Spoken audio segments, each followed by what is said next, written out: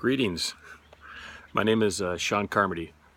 I live here in Monroe, Washington, and that's about 18 miles west of Redmond, home of Microsoft, and about 36 miles west of Seattle. We're on Midway Ranch, what I like to call Midway Ranch because we're midway between Monroe and Duval. And my great-grandfather had a place in North Dakota called Midway Ranch. It was also between two towns. So here on Midway Ranch, we raise alpacas, and we've got 32 alpacas. I know because we just finished shearing them. We do about 8 a day, and then that wears us out. And we, being Donielle and I, we're the owners of Shadow Alpacas. That's SHADO alpacas.com, in case you want to check out some images of the ranch. I'll try to pan the phone here. So we've got some little chickens down there. We've got alpacas. Those are the girls. And off over there, we've got the boys segregated. So this is what we do when we're not at our day jobs. Our day jobs have us working in the city. I work for UPS. But today's presentation is about my belief system. And my hope is that you'll find some things in common. And in addition to that, perhaps maybe think of a book to read, or work on your own belief system. Understanding where we come from has a lot to do with knowing where we're going.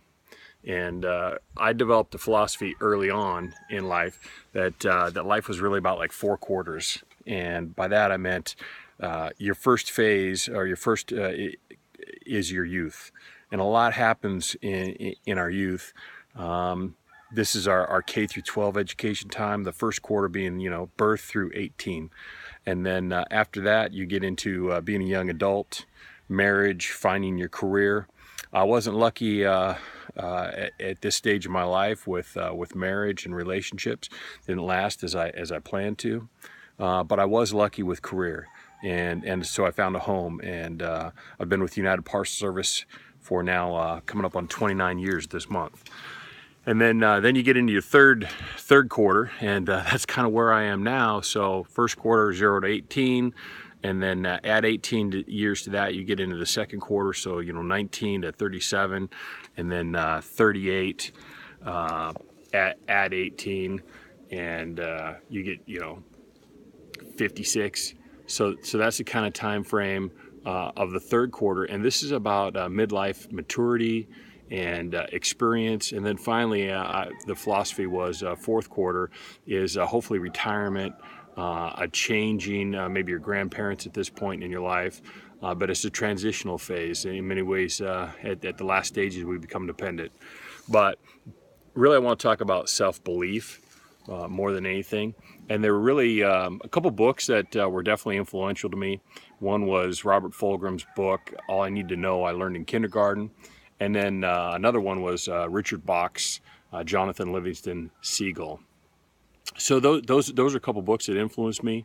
Obviously, the Bible influenced me, and that leads me to a couple institutions that really helped me out in those formative years, 0 to 18.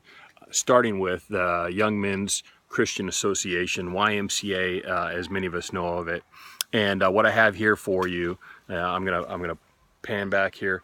This is the Rager program. It's long since gone, probably with political correctness, but what it shows there is a symbol with a circle, and the circle represents the circle of life.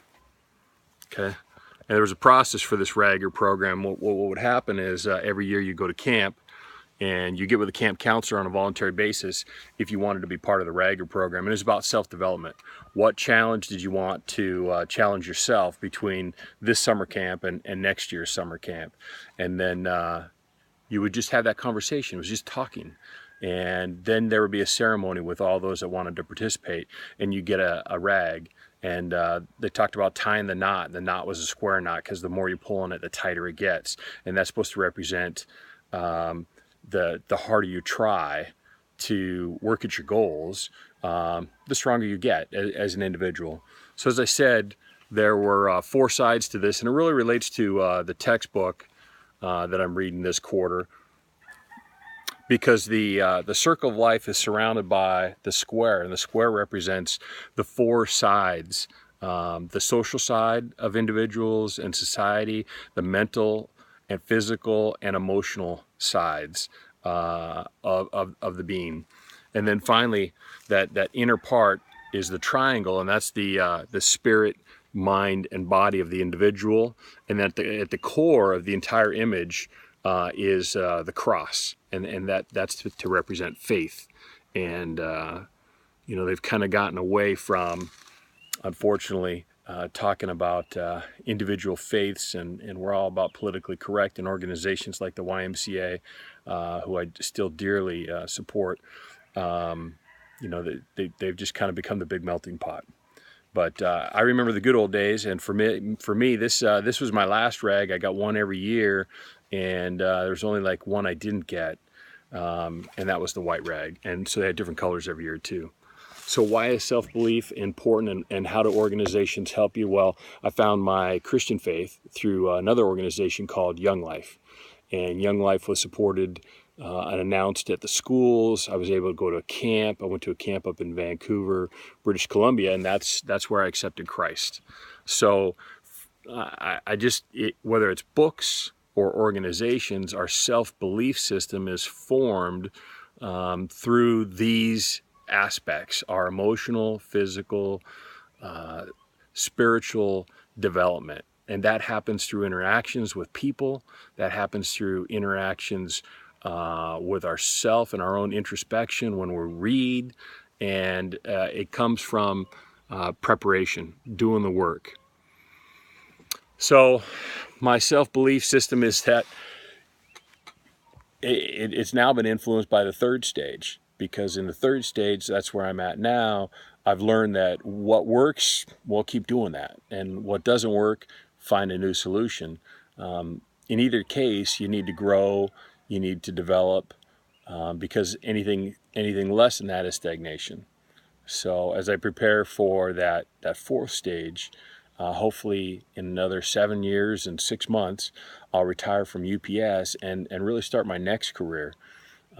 Because I know that I can't just stop moving forward, that to stop moving is essentially to invite and bring on death.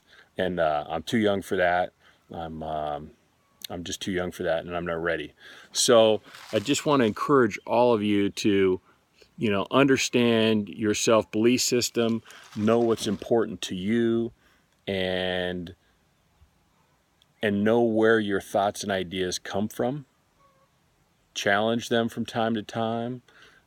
Take time for self-reflection and introspection.